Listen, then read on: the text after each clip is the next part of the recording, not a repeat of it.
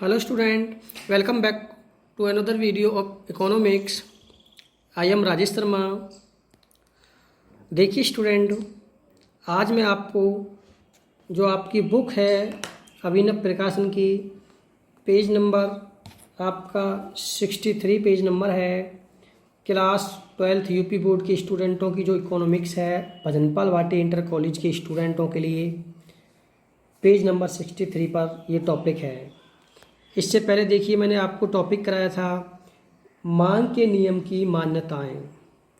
देखिए student, last topic मैंने मांग के नियम की मान्यताएं आपको बताई थी और आज हम उसी मांग के नियम, और उससे पहले मैंने आपको मांग का नियम बताया था, लेकिन आज की वीडियो में हम डिस्कस करेंगे मांग के नियम की व्याख्या उदाहरण के द्वारा।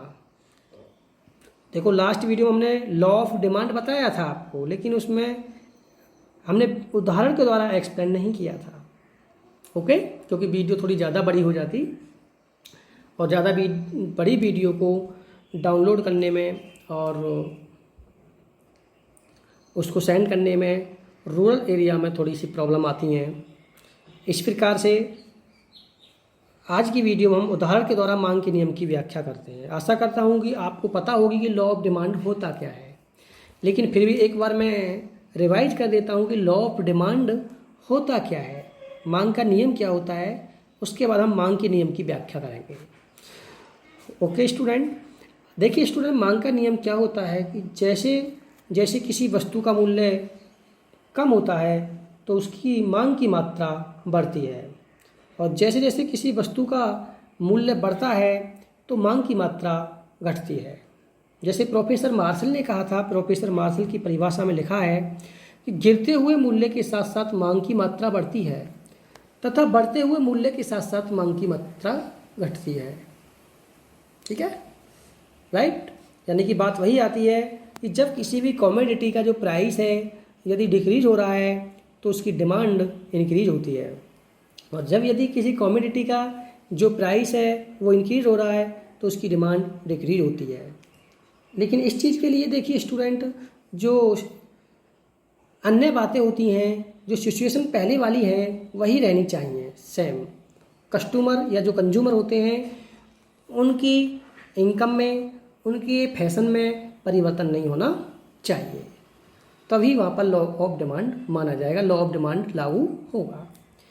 तो चलते हैं, देखिए उदाहरण के द्वारा मांग के नियम की व्याख्या करेंगे। जैसे फॉर एग्जांपल मैंने ये दो लाइन आपको कॉलम लगा रखे हैं, इसमें हमने संतरे की कीमत इसमें हम लिखे लेते हैं। एक उसमें संतरे की कीमत, सपोज करो कोई भी प्रोडक्ट ले लेते हैं, कोई भी कॉमोडिटी हम ले लेते हैं, हमने संतरा ले लिया तो संतरे की कीमत, ओके, कीमत हम लगा सकते हैं प्रति किलो लगा लो, प्रति दर्जन लगा लो, कोई भी यहाँ पर एक मानक ले लो, एक यूनिट ले लो। ओके, और संतरे की मांग, संतरे की मांग प्रति किलो। ओके स्टूडेंट्स, किलो के रेट से आप लगा सकते हैं, और यहाँ भी प्रति किलो की डिमांड हो गई। तो देखिए स्टूडेंट, जब संतरे की कीमत फॉर एग्जाम्पल 1 रुपये प्रति किलो थी, कितने रुपए? 1 रुपये, तो संतरे की मांग थी आपकी 60 kg। ओके, इसी प्रकार से देखिए स्टूडेंट, जब संतरे की कीमत बढ़ के 2 रुपये हो गई तो आपकी डिमांड घट के 50, प्राइस इंक्रीज हुआ, डिमांड कम हो गई। इसी तरीक़ा से प्राइस 3 रुपये हुआ तो ये आपकी घट के 40 रुपये, प्राइस 4 रुपये हुआ तो आपकी ये 30 रुपये, प्राइस बढ़ के 5 हो गया तो ये डिमांड आपकी 20, प्राइस बढ़ के 6 हो गया तो आपकी ये डिमांड 10 रह गई। ओके, यानी कि देखो लॉ ऑफ डिमांड क्लियर यहाँ पे आपको दिखाई दे रहा है। इस तरीक़ा से इसको हाईलाइट कर देते हैं ऊपर से। देखिए स्टूडेंट, आपको लॉ ऑफ डिमांड की जो एक्सप्लेन हमने किया है, व्याख्या की है, उसमें आपको क्लियर यहाँ पे दिखाई दे रहा है कि जैसे जैसे संतरे की जो कीमत है वो बढ़ रही है तो उसकी डिमांड लगातार देखिए घट रही है। ओके, तो ये लॉ ऑफ डिमांड होता है, राइट। अब देखिए हम लॉ ऑफ डिमांड को रिप्रेजेंट कर सकते हैं एक चित्र के द्वारा भी, एक रेखा के द्वारा भी। ओके, कैसे करेंगे रिप्रेजेंट हम इसको, देखिए स्टूडेंट, यहाँ पर हमने ये दो एक्स और वाई दो लाइन आपको यहाँ दिखाई दे रही है, ये एक्स लाइन हो गई और ये आपकी वाई लाइन हो गई, और इसको आप इस वाले बिंदु को हम जीरो मान लीजिए। ये जो वाला बिंदु है ये रिप्रेजेंट करता है जीरो संतरे की प्राइस को और जीरो संतरे की डिमांड को। ओके, अब इस पे हम जो अभी हमने ऊपर आपको दिखाई दे रहा है संतरे की कीमत और संतरे की मांग को अभी हमने जो दिखाया है, इस पर हम रिप्रेजेंट करेंगे उसको। ओके, आ जाइए, देखिए स्टूडेंट, संतरों की मांग को हम इस वाली लाइन पर रिप्रेजेंट करेंगे, संतरों की मांग। ओके, और संतरे की जो कीमत है उसको हम इस वाली लाइन पर रिप्रेजेंट कर देंगे,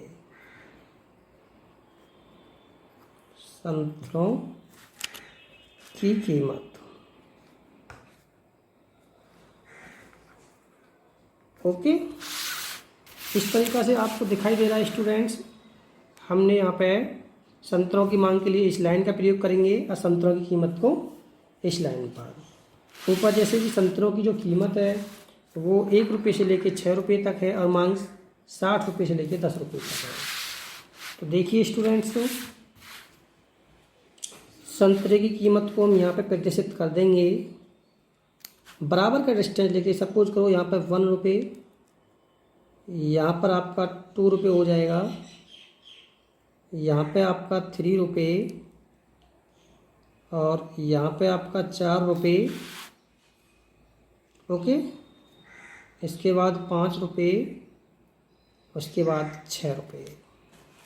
इस तरीक़ा से हमने बराबर का स्पेस लेते हुए 1 2 3 4 5 6, वैसे स्केल से हम करेंगे तो ज़्यादा बेटर रहेगा, सब में बराबर का डिस्टेंस दे दें, इसमें स्पेस दे दें, लेकिन यहाँ पर मैंने वैसे रफली बना रहा हूँ। ओके, और इधर देखिए स्टूडेंट्स, यहाँ पर हम 10 20 30 40 50 और 60। ओके स्टूडेंट, तो इस तरीक़ा से हमने यहाँ पे किया। अब देखिए, जब स्टूडेंट्स ये 1 रुपये आपका प्राइस था तो ऊपर मैंने टेबल में अभी दर्शाया कि 1 रुपये में 60 मतलब संतरों 60 किलो संतरे की डिमांड थी। 1 रुपये जब प्राइस था तो यहाँ 1 के सामने ले लीजिए इस तरीक़ा से और 60 के ऊपर, यहाँ पर ये आपका पॉइंट आता है।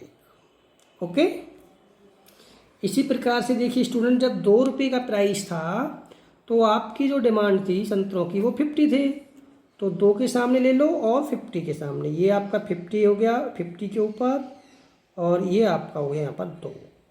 इस तरीक़ा से आपका पॉइंट यहाँ पर आता है। ठीक, इसी प्रकार से देखिए, जब 3 रुपये यानी कि 3 रुपये का प्राइस था तो डिमांड थी आपकी 40, 3 रुपये पे आ जाइए और यहाँ पर ये आपका पॉइंट आएगा।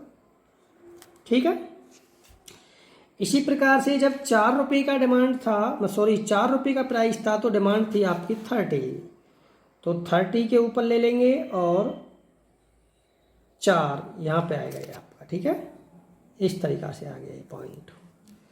और देखिए स्टूडेंट्स, जब आपका 5 रुपये प्राइस था तो 20 के बराबर ये 5 रुपये पर 20। ओके, यहाँ पे ये पॉइंट आएगा। इस तरीक़ा से जब 6 रुपये का प्राइस था तो 10 आपका ये था, यानी कि इस तरीक़ा से आपका ये आएगा पॉइंट।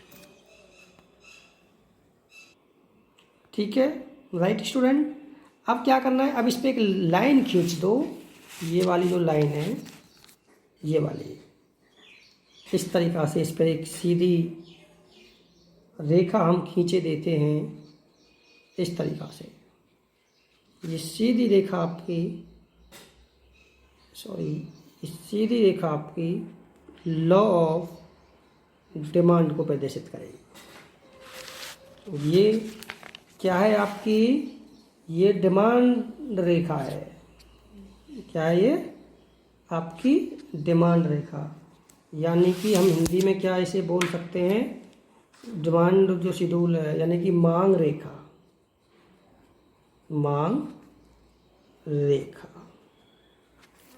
इस तरीक़ा से देखिए स्टूडेंट, अगर आपको थ्योरी लिखनी है तो जैसे जैसे हमने इसको बनाया है, जैसे जैसे मैंने इसमें बोला है, वो लिखते चली जाइए इसमें, इसकी थ्योरी, इसी प्रकार से इसकी थ्योरी हम लिख सकते हैं। इस तरीक़ा से देखिए स्टूडेंट, आज हमने एग्जाम्पल दे करके लॉ ऑफ डिमांड को एक्सप्लेन किया है, और यहाँ पर मैंने रिप्रेजेंट किया है एक चित्र के द्वारा भी। तो बाकी आप सभी स्टूडेंट करेंगे, इसको लर्न करेंगे, नोटबुक में लिखेंगे। Right, okay, thank you students.